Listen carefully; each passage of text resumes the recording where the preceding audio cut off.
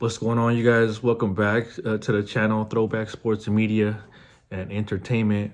Doing a reaction video to Anton Daniels about this whole Fox scandal, freak off, and the Joy Taylor, the Shannon Sharp, and the Skip Bayless, and assume the and throw hairdresser. people under the bus. I'm not gonna do that. Let's I'm listen gonna to a give little bit of Joy the a audio little bit of about grace. So everything Anton I'm saying Daniels, right because now is under the assumption. quite a bit of points here when it comes to this. Let's check it out.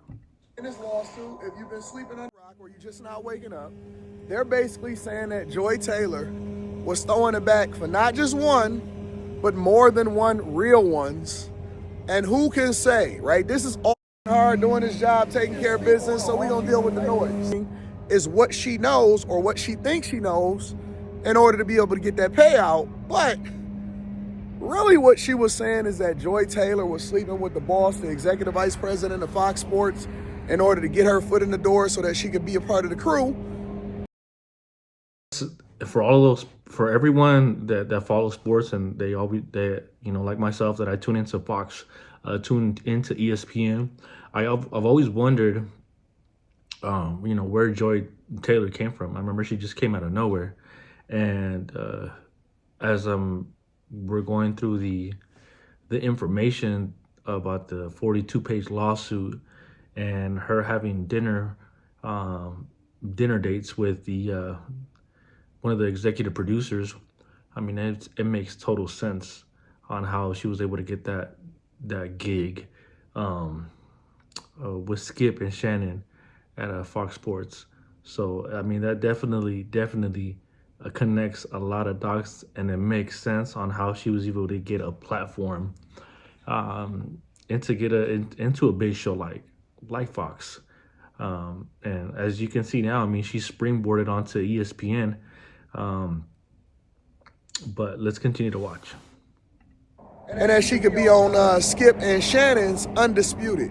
Now, a lot of people will sit there and say, well, but it was so successful and now she could use it as a part of her resume. And then other people. The thing, so, and now that, since those allegations have come out, right, and everything is allegedly, I wonder what that will do to Joy Taylor, her being on ESPN, because obviously Fox is this network over here, and now we have ESPN over here. I wonder if the same kind of things are happening in the background, and as information starts to pour in, I wonder if that's a trending pattern of if that's happening in ESPN. But let's listen some more. People are saying, well, she done. I don't think she done. Listen, a woman is willing to. I don't think she's done. So I kind of like what happened. I don't think she's done either. Joy Taylor, anybody, that has, for one, it didn't happen in ESPN, so ESPN is a totally different ball game. But I mean, when you're an attractive woman, and Joy Taylor is, you're always going to have options. That's just facts, right? Listen, willing to throw it back for a real one is never done. That's very true. A woman that's willing to throw it back for a real one is never done. I totally agree. I think this is why I watch a lot of Anton Daniels' YouTube channel, because, I mean, a lot of the things that he says, I align with. So I think you're spot on, brother. Spot on. A woman that is willing to throw it back for a real one is never done, ever, under any circumstance. They not. People are saying, oh man, her career is finished. What makes you think that? What, you think she a man? Boy, don't you know that if this is true, this is how she got there in the first place? They said she was throwing it back for a guy that was on the show for Speak. They saying that she was throwing it back for the executive vice president of Fox Sports, and then About that, if it was the other way around, and a man had to sleep, was sleeping his way to the top, I mean, I can't even think of not one person that's done that. So I mean, this is a very, at least when it comes to being a woman, And if you're in that environment, in an environment that's dominated by mostly men, um, and you have you know, you have that the ability to lay down and get promoted. I mean, that's one fast ticket to the top. Let's continue. He used Skip and had a conversation with Skip. Skip didn't want her, and then he still pulled rank and said. So Skip didn't want Joy Taylor to be the moderator at Fox. So now that we're having this the hairstylist with the allegation of the 1.5 million. I mean, you know what I'm saying? Like that would, I've watched Skip for the longest time, and like I said, all of this stuff is alleged. It's not like I believe Skip. It's not like I believe her. Until all the facts are out, then once the facts are all laid out, then we can come up with an actual opinion on all this. But I do believe it's unfair to make any type of confirmation or any type of judgment until all the facts are laid out. But it makes me think, right? If this lady's saying that Skip was willing to pay 1.5, I'm gonna put both of the photos, and you guys tell me who's more attractive. The lady with the lawsuit or Joy Taylor.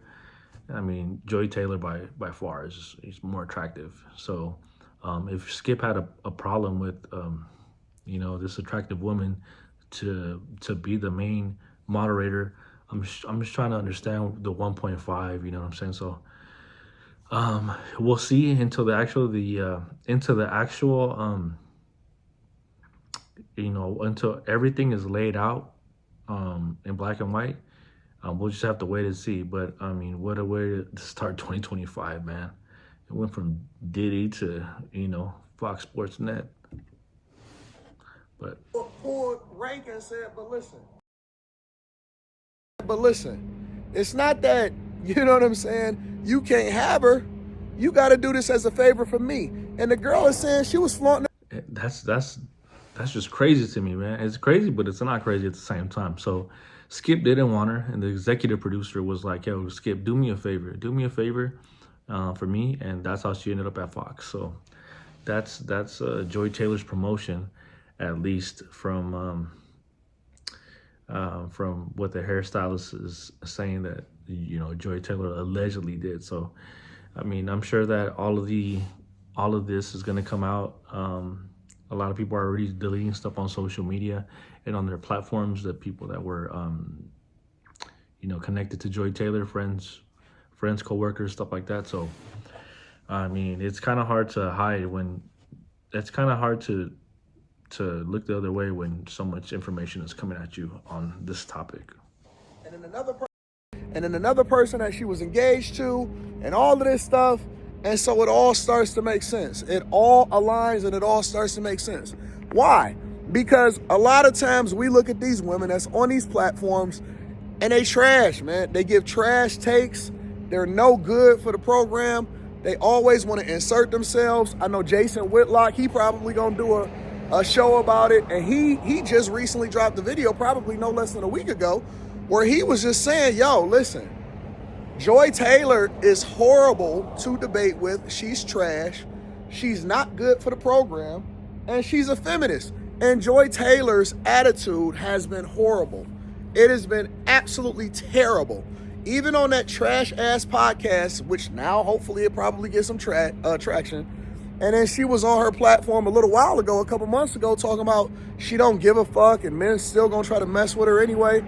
Yeah, we know why. Because see, that's the bad, that's one of those things where a woman that knows she bad is a problem, because she knows that she can have, she can pretty much manipulate men to, with what she has, and in order to get that promotion, in order to get to level up, in order to get to the next bag. So I mean, I've seen Joy Taylor on her podcast and her takes, and I mean, man, who talks like that? Clearly, they want the princess treatment, and being a woman of substance, you will never know if I have a man or not. Maybe I have a man. Maybe I live with a man. Maybe I don't. Maybe I have 7 men. It doesn't matter. I will never be in a public relationship again. True. If true, let's preface it by saying that. If true, that means she been sleeping her way to the top. And this proves every single thing that we say it proves as far as how women are able to leverage their bodies, and that's not even the worst part of the story. How women are able to leverage their bodies in order to get what they want. It's so disrespectful. It's so disrespectful because you'll sit there and you'll lie. And see, we ain't tripping because we know how the game go. Women have been benefiting from the casting couch and sleeping with executives and sleeping with the man that they want in order to get where they want to get for the longest. But they keep on sitting there talking about equal. What you mean equal? It ain't never been equal. Because guess what? We got to work. Every single thing that we get as men, we got to go get it. We got to grind. We got to hustle. We got to run it up. Every single thing that a lot of these chicks get as women, a lot of them is because of privilege. Pretty privilege, getting the box, giving up the box, all of that stuff. They've been using their body. They say it's over like millions of women that is on OF that is throwing it back.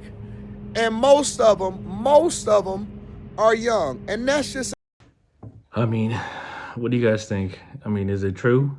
Do you guys think that that's what's happening here?